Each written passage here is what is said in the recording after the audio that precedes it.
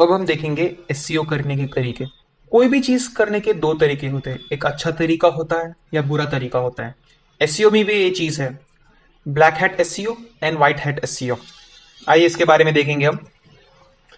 White hat SEO करने वाला क्या करता है, जो भी पॉलिसीज रहती है सर्च इंजन की उसको सारे फॉलो करता है, ऑर्गेनिकली और एथिकल वे में ही एसईओ प्रैक्टिस करता है, कोई गलत काम नहीं करता जिससे उसकी वेबसाइट बैन हो सकती है।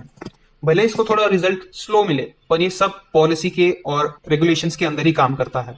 उसके बाद आता है ब्लैक हैट एसईओ। ये वो चीजें, वो टेक्निक्स करता है जो बैन कही गई हुई है, इससे इसको रिजल्ट फास्ट मिल जाता है, पर बहुत चांसेस होते हैं कि इसकी वेबसाइट बैन हो जाए और इसमें प्रॉब्लम्स भी आ सकते हैं।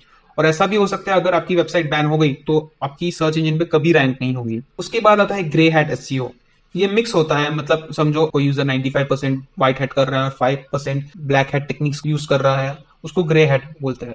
अभी ये कहीं पे किसी ने मेंशन नहीं किया है कि कितना परसेंट आपको ग्रे हैट रहना चाहिए, कितना परसेंट व्हाइट हैट होना चाहिए। ये तो आपको खुद से, मैं तो यही बोलूंगा कि आप व्हाइट हैट प्रैक्टिस ही कीजिए, पर कभी कभार भी लोग ब्लैक हैट यूज करते हैं। तो हम डिटेल में देखेंगे कि ये होता क्या है। पहले देखेंगे व्हाइट हैट टेक्निक्स होती कौन सी है। पहला होता है कंटेंट ऑप्टिमाइजेशन।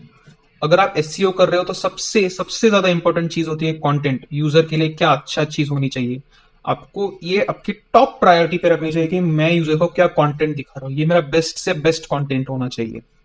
ठीक, सेम क्वालिटी कंटेंट मेंटेन करना है।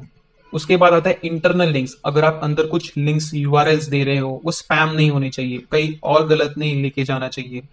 ठीक है, इंटरनल लिंक्स आपकी एकदम रिलेवेंट होनी चाहिए। अगर आप कोई इंटरनल लिंक दे रहे हो, उसका डेस्टिनेशन भी वही होना चाहिए, कुछ अलग नहीं होना चाहिए।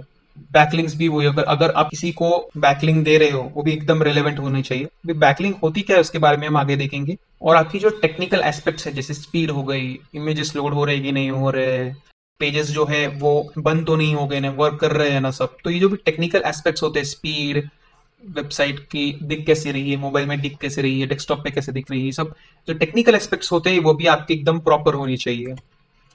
और यूजर सबसे इंपॉर्टेंट, यूजर एक्सपीरियंस एकदम अच्छा होना चाहिए। अगर यूजर एक्सपीरियंस अच्छा होगा तो ही आपकी रैंकिंग इंप्रूव होगी। खराब यूजर एक्सपीरियंस रहेगा, अटक अटक के चल रहा है या फिर प्रॉपरली दिख नहीं रहा है उसको वेब पेज, तो फिर वो इंटरेस्ट नहीं दिखाएगा यूजर। इसके बाद हम ब्लैक हैट एसईओ टेक्निक्स के बारे में देखेंगे। पहला आता है कीवर्ड स्टफिंग। अगर आप आपकी वेबसाइट्स रैंक कराना चाहते हो तो कीवर्ड काफ़ी इनिशियल होता है उसमें, गूगल कीवर्ड से ही वेबसाइट्स को मोस्टली रैंक करवाता है। और भी कई फैक्टर्स होते हैं, पर एक बैंड टेक्निक है कि अनएथिकली ज़्यादा कीवर्ड्स पुट करना अपनी वेबसाइट में, जिससे क्रॉलर को डिटेक्ट हो कि ये कीवर्ड्स पे ज़्यादा अटेंशन मिल रहा है और रैंक करे। दूसरी बैंड टेक्निक है डुप्लीकेट कंटेंट। इसको प्लेगरिज्म भी कहते हैं। दूसरे का कंटेंट थोड़ा टेढ़ा मेढ़ा करके वही कंटेंट पोस्ट करना अपनी वेबसाइट पे, ये भी एक ब्लैक हैट टेक्निक है, इससे भी आपकी वेबसाइट बैन हो सकती है। तीसरा आता है क्लोकिंग। क्लोकिंग का मतलब है कुछ तो छुपाना।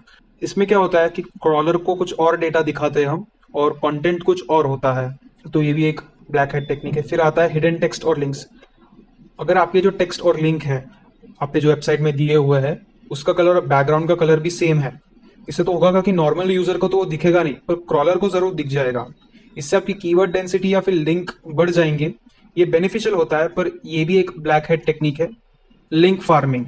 इसमें क्या करते हो कि पॉपुलर वेबसाइट्स जो है उसके लिंक्स आप पुट करना चालू कर देते हो, लिंक स्पैम करते हो, तो ये भी गलत है, ये भी आप अवॉइड कीजिएगा।